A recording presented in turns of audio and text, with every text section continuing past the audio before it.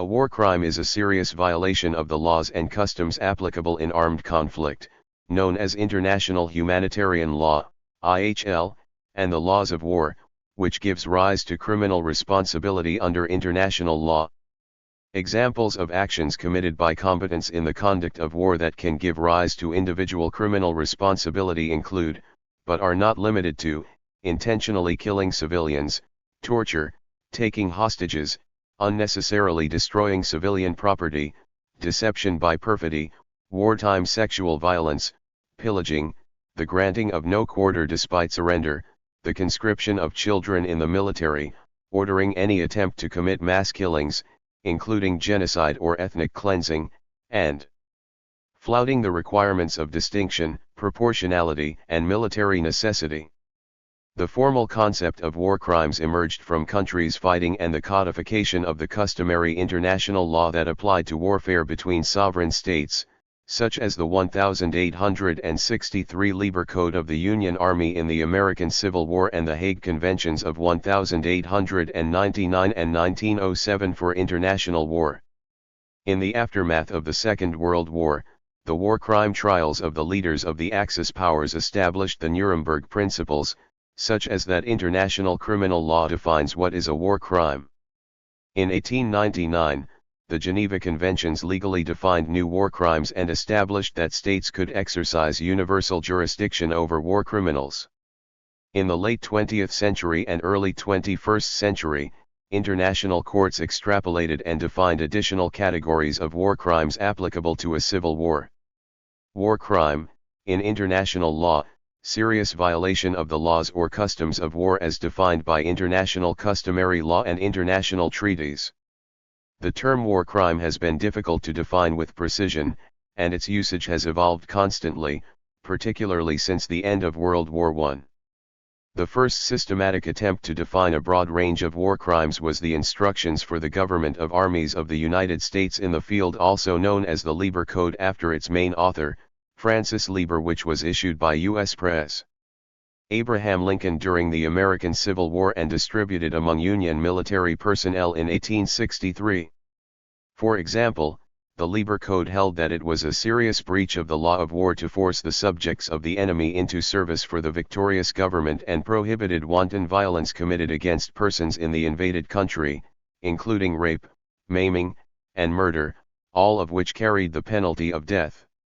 More recently, definitions of war crimes have been codified in international statutes, such as those creating the International Criminal Court and the War Crimes Tribunals in Yugoslavia and Rwanda, for use in international war crimes tribunals. In contrast to earlier definitions, modern definitions are more expansive and criminalize certain behaviors committed by civilians as well as by military personnel. Immediately following World War I, the victorious Allied powers convened a special commission on the responsibility of the authors of the war and on enforcement of penalties. The commission's report recommended that war crimes trials be conducted before the victors' national courts and, when appropriate, before an inter-Allied tribunal.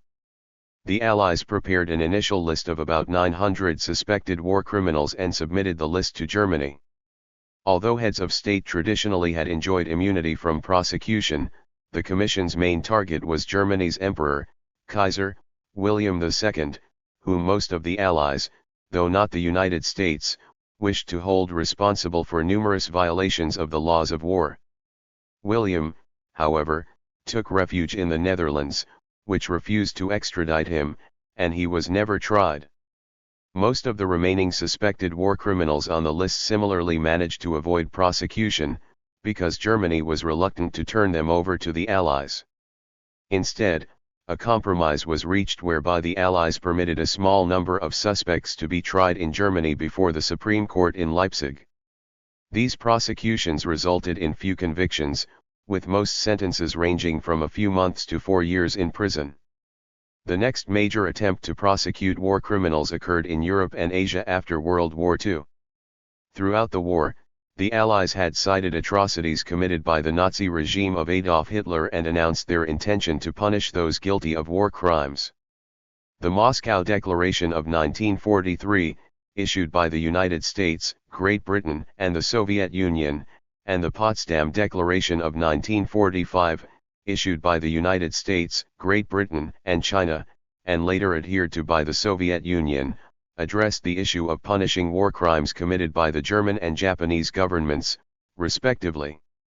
At the war's conclusion, representatives of the United States, the United Kingdom, the Soviet Union, and the Provisional Government of France signed the London Agreement, which provided for an international military tribunal to try major Axis war criminals whose offenses did not take place in specific geographic locations.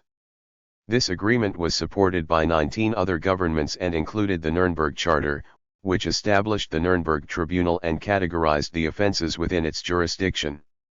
The Charter listed 3 categories of crime: 1.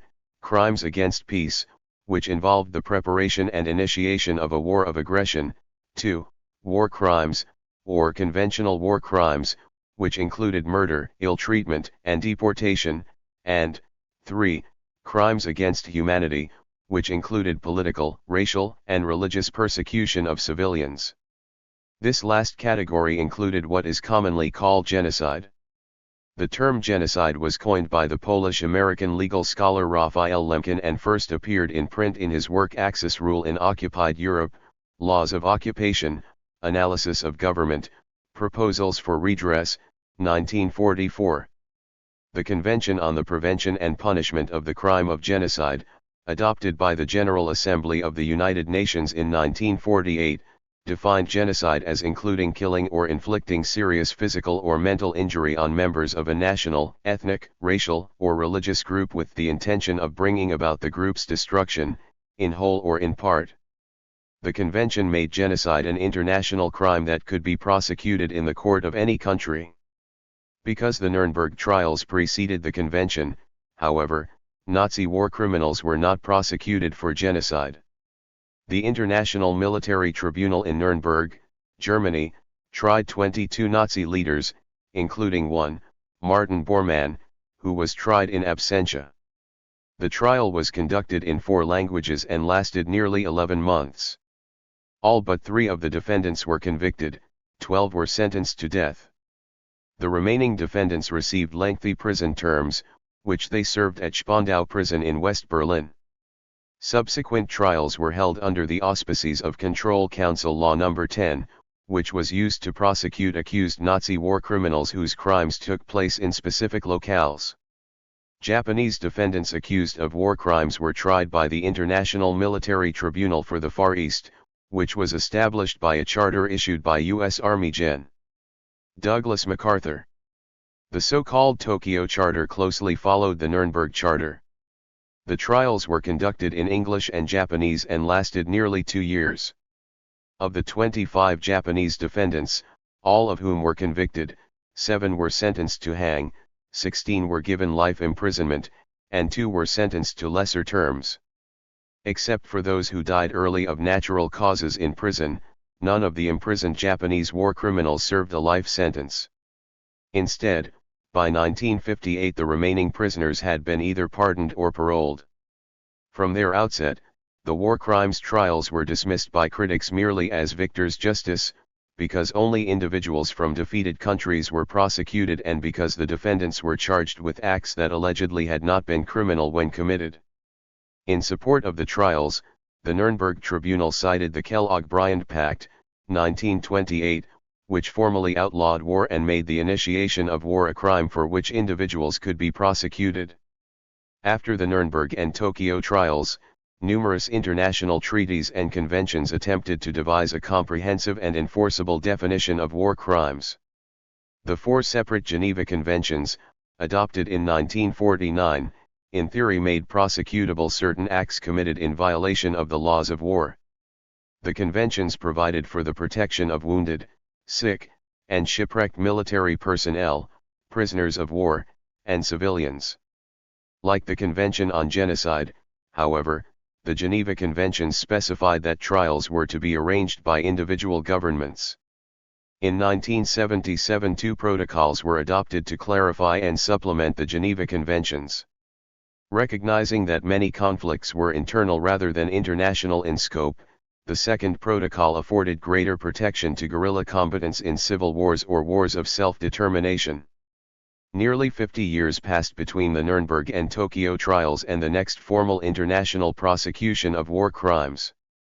In May 1993, in an attempt to prevent further acts of ethnic cleansing in the conflict between states of the former Yugoslavia and to restore peace and security to the Balkan region, the United Nations Security Council established the International Criminal Tribunal for the prosecution of persons responsible for serious violations of international humanitarian law committed in the territory of the former Yugoslavia since 1991, commonly known as the ICTY. In November 1994, the UN responded to charges of genocide in Rwanda by creating the ICTR, formerly known as the International Criminal Tribunal for the prosecution of persons responsible for genocide and other serious violations of international humanitarian law committed in the territory of Rwanda and Rwandan citizens responsible for genocide and other such violations committed in the territory of neighboring states between January 1 and December 31, 1994. Both the ICTY and ICTR were international in composition, and neither tribunal sat in the country where the covered conflict occurred. The ICTY was located in The Hague, and the ICTR was located in Arusha, Tanzania. The tribunals had nearly identical governing statutes and a common appellate chamber. Although the Nuremberg and Tokyo tribunals were empowered to impose capital punishment, the ICTR and ICTY could impose only terms of imprisonment. However, no centralized international prison system was established to house persons convicted of war crimes before the tribunals. The governing statutes of the ICTY and ICTR defined war crimes broadly. The ICTY was given jurisdiction over 4 categories of crime: 1. Grave breaches of the Geneva Conventions, 2. Violations of the laws or customs of war, 3. Genocide, and 4. Crimes against humanity. Recognizing that crimes against humanity do not necessarily involve a nexus to armed conflict and taking into account legislation specifically enacted by the Rwandan government, the statute of the ICTR limited the jurisdiction of the tribunal to Rwandan leaders, while lower-level defendants were to be tried in domestic courts. In both tribunals, rape, murder, torture, deportation, and enslavement were subject to prosecution. The tribunals thus were among the first international bodies to recognize sexual violence formally as a war crime. Like the statutes of the Nuremberg and Tokyo tribunals, the ICTY and ICTR statutes did not consider the official position of an individual, including his position as head of state, to be a sufficient basis for avoiding or evading criminal culpability. Accordingly, in 1999 the ICTY indicted Slobodan Milosevic, the Serbian, 1989–97, and Yugoslav, 1997–2000, president, for war crimes, and in 2001 he was arrested and extradited to The Hague. Likewise, military and civilian leaders who knew or should have known that their subordinates were committing war crimes were subject to prosecution under the doctrine of command or superior responsibility. Finally, individuals who committed war crimes pursuant to government or military orders were not thereby relieved of criminal liability, though the existence of the order could be used as a mitigating factor. Thus, the rules adopted for the Nuremberg and Tokyo trials continued to influence later efforts to bring suspected war criminals to justice. In 1993 the Belgian legislature passed a controversial law giving its courts the right to try any individual accused of a war crime anywhere in the world.